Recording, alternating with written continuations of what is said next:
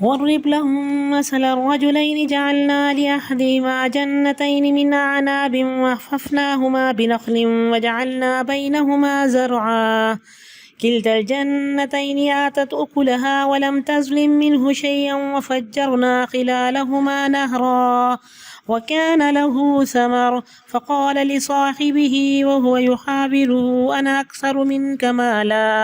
أنا أكثر منك مالا وأعز نفرا ودخل جنته وهو ظالم لنفسه قال ما أظن أن تبيد هذه أبدا وما أظن الساعة قائمة ولئن رددت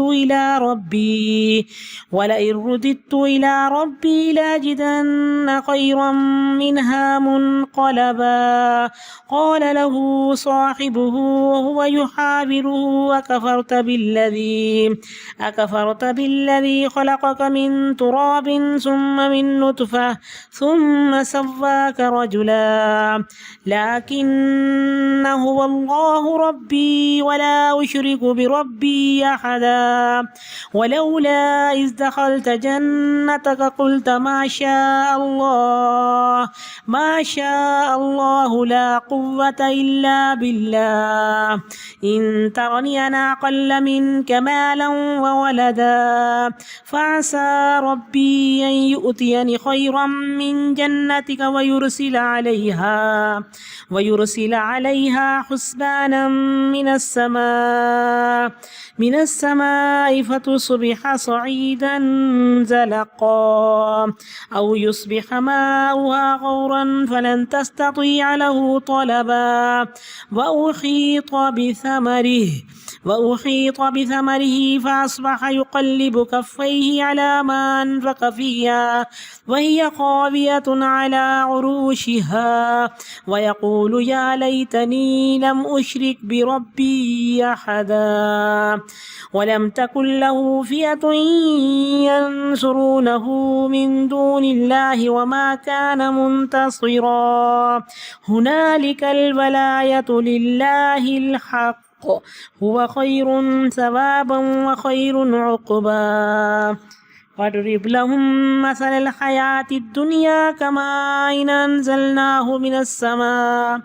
أنزلناه من السماء فاختلط به نبات الأرض فأصبح هشيما تذروه الرياح وكان الله على كل شيء مقتدرا المال والبنون زينة الحياة الدنيا والباقيات الصالحات خير عند ربك ثوابا وخير أملا ويوم نسير الجبال وترى الأرض بارزة وحشرناهم فلم نغادر منهم أحدا وعرضوا على ربك صفا لقد جئتمونا كما خلقناكم أول مرة بل زعمتم أن لن نجعل لكم موعدا ووضع الكتاب فترى المجرمين مشفقين مما فيه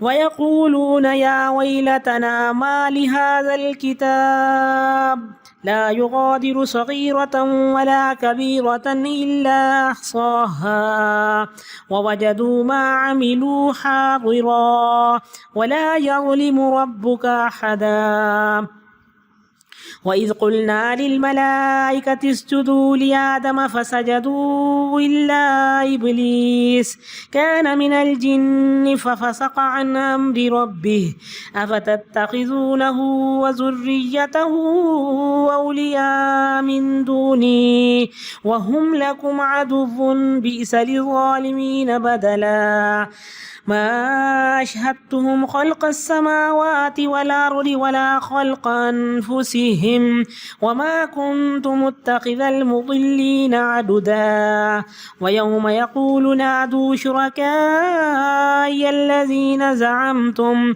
فدعوهم فلم يستجيبوا لهم وجعلنا بينهم موبقا ورأى المجرمون النار فظنوا أنهم مواقعوها ولم يجدوا عنها مصرفا ولقد صرفنا في هذا القرآن للناس من كل مثل وكان الإنسان أكثر شيء جدلا وما منع الناس أن يؤمنوا إذ جاءهم الهدى ويستغفروا ربهم إلا أن تأتيهم سنة الأولين أو يأتيهم العذاب قبلا وما نرسل المرسلين إلا مبشرين ومنذرين ويجادل الذين كفروا بالباطل ليدحضوا به الحق واتخذوا آياتي وما أنذروا هزوا ومن أظلم ممن ذكر بآيات ربه فأعرض عنها ونسي ما قدمت يداه إنا جعلنا على قلوبهم أكنة أن يفقهوه وفي آذانهم وقرا وإن تدعوهم إلى الهدى فلن يهتدوا إذا أبدا وربك الغفور ذو الرحمة لو يؤاخذهم بما كسبوا لعجل لهم العذاب بل لهم موعد لن يجدوا من دونه موئلا وتلك القرى أهلكناهم لما ظلموا وجعلنا لمهلكهم موعدا وإذ قال موسى لفتاه لا أبرح حتى أبلغ مجمع البحرين أو أمضي حقبا فلما بلغا مجمع بينهما نسيا حوتهما فاتخذ سبيله في البحر سربا فلما جاوزا قال لفتاه آتنا غداءنا لقد لقينا من سفرنا هذا نصبا قال أرأيت إذا وينا إلى الصخرة فإني نسيت الحوت وما أنسانيه إلا الشيطان أن أذكره واتخذ سبيله في البحر عجبا قال ذلك ما كنا نبغي فارتدا على آثارهما قصصا فوجدا عبدا من عبادنا آتيناه رحمة من عندنا وعلمناه من لدنا علما قال له موسى هل أتبعك على أن تعلمني مما علمت رشدا قال إنك لن تستطيع معي صبرا فكيف تصبر على ما لم تحط به خبرا قال ستجدني إن شاء الله صابرا ولا عاصي لك أمرا قال فإن اتبعتني فلا تسألني عن شيء حتى أحدث لك منه ذكرا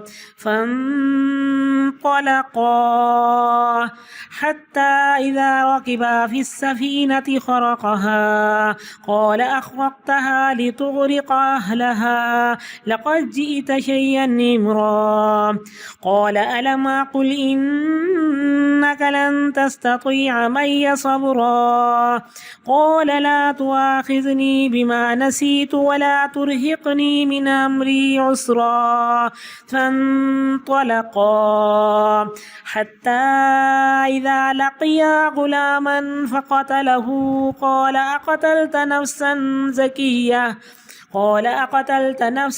زكية بغير نفس لقد جئت شيئا نكرا۔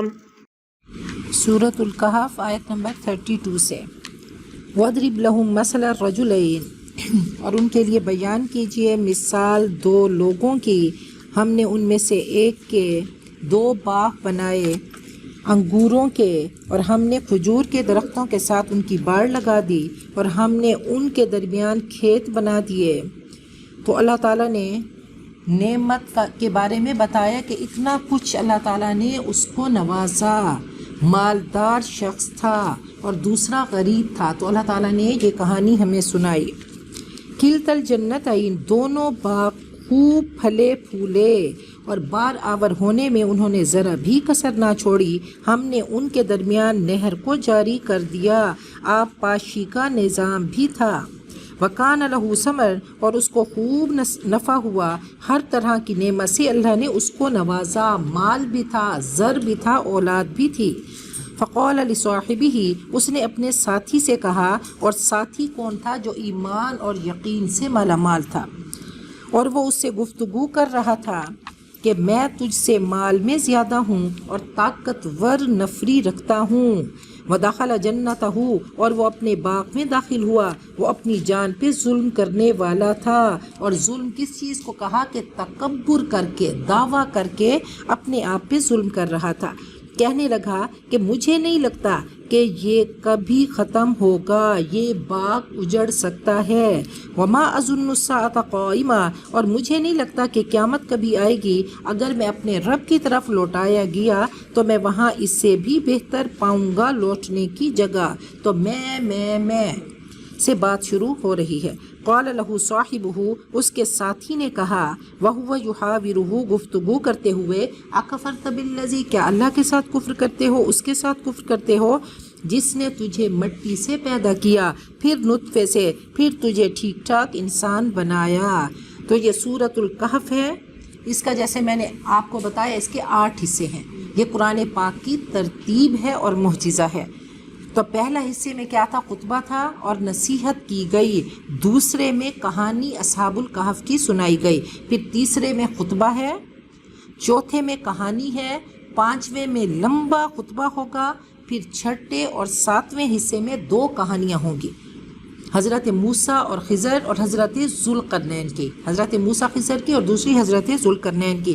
8واں حصہ پھر خطبہ ہوگا۔ لیکن اللہ ربی، تو وہ کہنے لگا لیکن وہ اللہ میرا رب ہے اور میں اپنے رب کے ساتھ کسی کو شریک نہیں ٹھہراتا۔ تو یہ کس چیز کا شرک کر رہا تھا؟ مال کا شرک کر رہا تھا، مال اور تکبر کا۔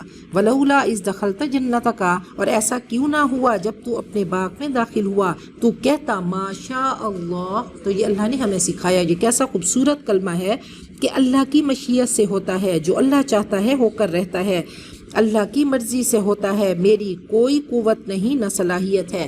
ما شاء اللہ لا قوت الا باللہ، کبھی کوئی چیز دیکھیں تو اس کو پڑھا کریں، اپنے بچے کو دیکھیں تو اس کو ماشاء اللہ لا قوت الا باللہ، کوئی چیز آپ کو اچھی لگ رہی ہے تو انشاءاللہ نظر بد سے محفوظ رہیں گے۔ اگر تو مجھے دیکھے میں تجھ سے مال اور اولاد میں کم ہوں، امید ہے فعسا ربی، میرا رب امید ہے کہ مجھے تیرے باغ سے بہتر باغ عطا کرے گا، اور ہو سکتا ہے کہ اس پر آسمان سے عذاب آئے، پھر یہ چٹیل میدان ہو کر رہے، او یصبح ماؤہا، یا اس کا پانی نیچے اتر جائے، تیرے بس میں نہ رہے کہ تو اسے ڈھونڈ لائے۔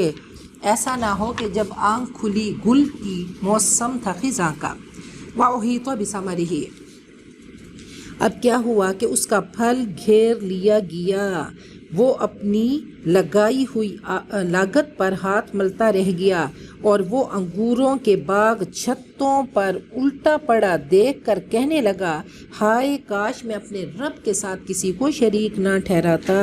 وَلَمْ تَكُن لَهُ فِئَةٌ، اب اس کی کوئی جماعت نہ تھی جو اس کی اللہ کے سوا مدد کرتی، اور نہ ہی وہ کسی آفت کا مقابلہ کر سکا۔ ہنالک، ایسا ہی ہوا، ایسے ہی ہے کہ اللہ ہی کے لیے برحق اختیار ہے، ولایت اللہ ہی کی ہے، وہ جو انجام بخشے بہتر ہے۔ وخیر عقبیٰ، بہترین انجام اور بہترین بدلہ اللہ ہی دینے والا ہے۔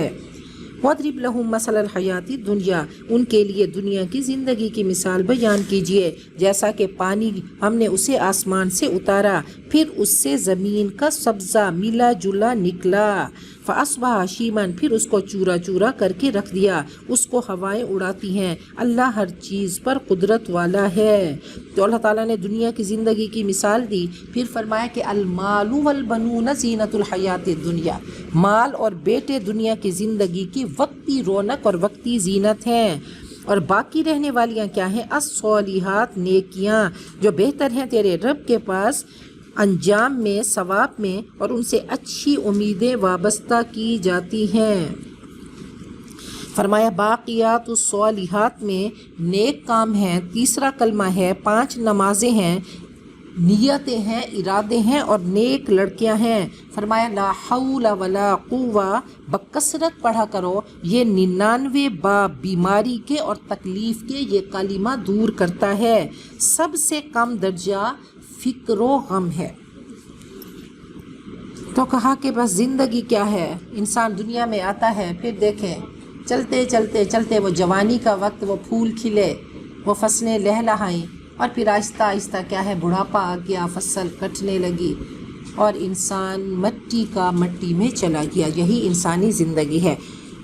کسی درویش نے بادشاہ کا محل دیکھا اور کہنے لگا اس میں 2 نقص ہیں، نمبر 1 کہ اس میں تو ہمیشہ نہیں رہے گا، اور دوسرا یہ ختم ہو جائے گا۔ تو اس نے کہا باقی بچہ کیا؟ کہا اگر آخرت کا محل چاہیے تو اس کے لیے مرنا ہوگا جو ہمیشہ کا ہے اور باقی ہے، جس کو مل گیا تو ہمیشہ کے لیے مل گیا۔ وَيَوْمَ نُسَيِّرُ الْجِبَالَ، جس دن ہم پہاڑوں کو چلائیں گے اور تم زمین کو دیکھو گے کہ وہ چٹیل ہوگی، ظاہر ہوگی، اور ہم ان کو جمع کریں گے، ہم ان میں سے کسی کو بھی نہ چھوڑیں گے۔ وَعُرِضُوا عَلَىٰ رَبِّكَ صَفًّا، وہ اپنے رب کے سامنے صف بستہ پیش کیے جائیں گے۔ لَقَدْ جِئْتُمُونَا، تم ہمارے پاس آئے جیسا کہ ہم نے تم کو پیدا کیا پہلی بار۔ بَلْ زَعَمْتُمْ، بلکہ تم تو سمجھتے تھے کہ ہم تمہارے لیے کوئی وعدہ گاہ نہیں بنائیں گے۔ تو کہا کہ بس وہ تھوڑا سا وقت امتحان کے لیے انسان دنیا میں آیا، کچھ شناسائی ہوئی، اور پھر انسان یہاں سے چلا گیا۔ نبی اکرم صلی اللہ علیہ وسلم نے فرمایا کہ اذا امسیت فلا تنتظر الصبح، جب شام کرو تو صبح کا انتظار نہ کرو، جب صبح کرو تو شام کا انتظار نہ کرو۔ وخذ من صحتک لمرضک ومن حیاتک لموتک، اسی زندگی میں اپنی موت کا سامان کر جاؤ۔ وعد نفسک من اہل القبور، اور اپنے آپ کو قبرستان والوں میں شامل کرو۔ فإنک لا تدری یا عبد اللہ ما اسمک غدا، کل صبح کا سورج تو طلوع ہوگا، لیکن اے انسان تجھے نہیں پتا کہ کل تو زندوں میں شمار ہوگا یا مردوں میں شمار ہوگا۔ ووضع الکتاب، اور کتاب رکھ دی جائے گی، وہ نامہ اعمال رکھا جائے گا۔ تم دیکھو گے مجرموں کو کہ اپنے اعمال سے ڈر رہے ہوں گے اور کہیں گے ہائے خرابی، ہماری بدقسمتی، کیا ہو گیا اس ریکارڈ کو، اس کتاب کو، اس نے تو کچھ نہیں چھوڑا، چھوٹا بڑا سب اس نے لکھ دیا۔ جتنے جھوٹ بولتے تھے، جو نیتیں کرتے تھے، جو ارادے کرتے تھے، جہاں پہ ہم چل کے جاتے تھے، اس ڈائری میں تو سب کچھ ریکارڈ ہو گیا۔ تو یہ آڈیو اور ویڈیو ہم سب کی تیار ہو رہی ہے، یہ اپنی بایوگرافی ہم خود سے لکھ رہے ہیں۔ تو کہا کوئی اور نہیں لکھ رہا، جو ہم کرتے ہیں، جو کراتے ہیں، جو سوچتے ہیں، جو لکھتے ہیں، جو پڑھتے ہیں، جو بولتے ہیں، جو سنتے ہیں، وہ سب کی ریکارڈنگ ہو رہی ہے۔ تو بایوگرافی کس کی پڑھنی ہے؟ انبیاء کی پڑھیں، اور صحابہ کرام کی، اولیاء کرام کی پڑھیں، اور اپنی زندگی ان کے ساتھ کنیکٹ کر دیں، میچ کر دیں۔ تو کہا یہ ہو کر رہے گا۔ وَوَجَدُوا مَا عَمِلُوا حَاضِرًا، اور جو انہوں نے عمل کیا تھا وہ سامنے موجود ہوگا، وہ اس کو دیکھیں گے، اور تیرا رب کسی پہ ظلم نہیں کرے گا۔ وَإِذْ قُلْنَا لِلْمَلَائِكَةِ اسْجُدُوا، اور جب ہم نے فرشتوں سے کہا، پھر بات ہو رہی ہے، آدم کو سجدہ کرو، سب نے سجدہ کیا سوائے ابلیس کے، وہ جن تھا، وہ اپنی حدوں سے باہر ہو گیا، اس نے اپنے رب کے حکم سے وہ ہٹ گیا۔ افتتخذونہ، کیا تم اس کو اور اس کی اولاد کو میرے علاوہ دوست بناتے ہو، حالانکہ وہ تمہارے لیے دشمن ہیں۔ یہ بہت ہی برا بدل ہے ظالموں کے لیے۔ ما اشہدتہم، میں نے ان کو آسمان و زمین کی تخلیق پر گواہ نہیں بنایا، اور نہ ہی خود ان کی تخلیق پر، اور نہ ہی میں گمراہوں کو مددگار بنانے والا ہوں۔ وَيَوْمَ يَقُولُ، جس دن اللہ کہے گا اپنے میرے شریکوں کو پکارو جن کو تم سمجھے بیٹھے تھے کہ تمہاری مدد کریں گے، فَدَعَوْهُمْ، وہ ان کو پکاریں گے مگر ان کی وہ بات نہ سنیں گے، اور ہم ان کے درمیان ایک ہلاکت گاہ بنا دیں گے، ایک آڑ بنا دیں گے، اور موبک ایک جہنم کی وادی ہے۔ وَرَأَى الْمُجْرِمُونَ النَّارَ، اور مجرم آگ کو دیکھیں گے، انہیں یقین آ جائے گا کہ اب انہیں اس میں گرنا ہے اور وہ اپنے لیے کوئی بچنے کا راستہ نہ پائیں گے۔ وَلَقَدْ صَرَّفْنَا فِي هَذَا الْقُرْآنِ لِلنَّاسِ مِنْ كُلِّ مَثَلٍ، ہم پھیر پھیر کر لے کر آئے مختلف طریقوں سے ہم نے باتیں سمجھائیں اس قرآن پاک میں لوگوں کے لیے، ہر طرح کی مثال سے ان کو سمجھایا، اور انسان سب سے زیادہ جھگڑالو ہے۔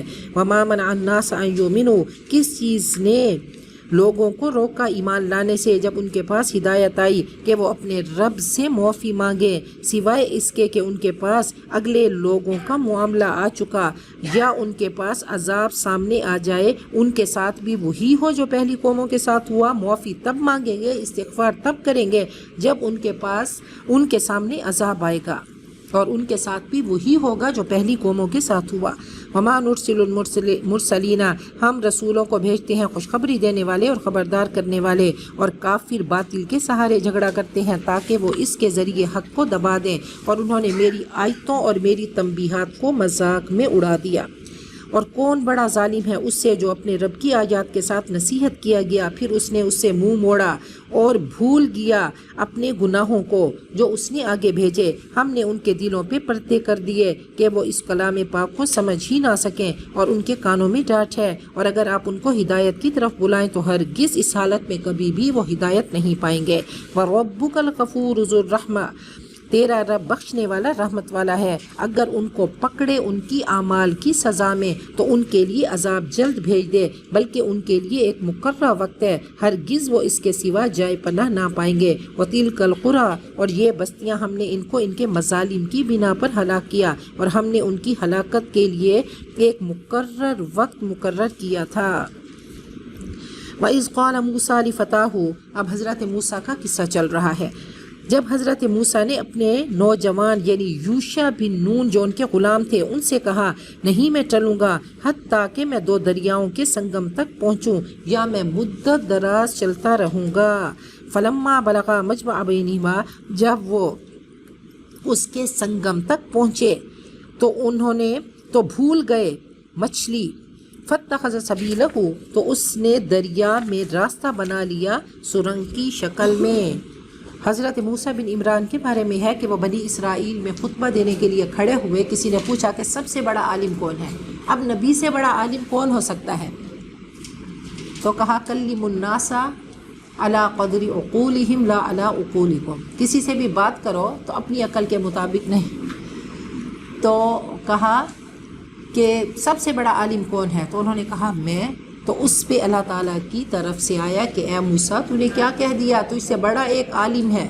تو کہا وہ کہاں پہ ملے گا؟ اللہ میں چاہتا ہوں کہ میں اس سے ملوں اور میں علم حاصل کروں، علم میں اضافہ کروں، رب زدنی علما۔ تو کہا کہ تم جہاں پہ دو دریاؤں کا سنگم ہے وہیں چلے جاؤ اور اپنے پاس ایک مچھلی رکھ لو تھیلے میں۔ جب وہ مچھلی، یہ پھر وہ ایک معجزہ تھا کہ وہ مچھلی جب وہ راستہ بنا کے چلے گی تم اس کے پیچھے پیچھے چلے جانا، اور جہاں وہ رکے گی وہاں پہ وہ تمہیں ملیں گے۔ تو بہرحال حضرت موسیٰ اپنے غلام یوشع بن نون کے ساتھ چل پڑے، مچھلی کو ساتھ میں رکھا اور سفر کرتے رہے حتیٰ کہ ان کو بھوک لگی۔ انہوں نے کہا کہ وہ یوشع مچھلی، کہا اوہو وہ تو پیچھے راستے میں ہمارے تھیلے سے نکل کے چلی گئی۔ تو انہوں نے کہا وہی جگہ تو ہمیں ان سے ملنا تھا جو بہت بڑے عالم ہیں۔